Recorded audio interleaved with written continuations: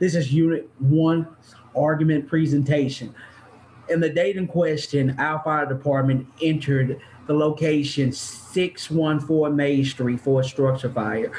At the time, no one was there. Later on, doing the fire extinguishing and also search and rescue, the owners of the home entered and stated that no one was there. We then extinguished the fire. After we extinguished the fire, before we could leave scene, we received another alarm for another fire that involved some trapped children about 3 blocks away. The units then left and responded to that call. A little later, I entered the property. No one was there to begin my investigation to determine the origin of the fire. A little later, I went inside. I looked and noticed that it looked a little staged. The furniture was old, TV was broken, and also when I discovered the burn pattern behind the TV, which was the origin of the fire, I also noticed a melted device. At this time, I determined that this looks a little fishy, and I determined this was possibly arson and notified the proper authorities.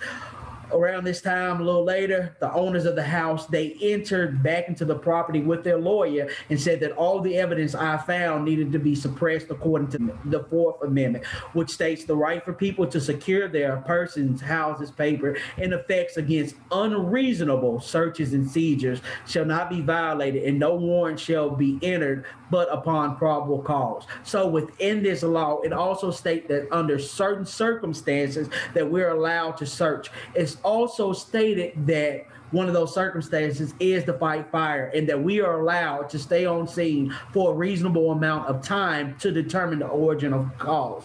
Also, this law is not for determining the origin, but this law is to protect people against criminal searches. My search was not criminal.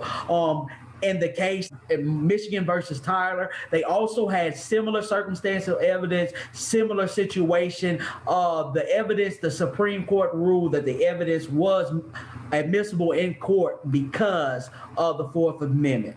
So,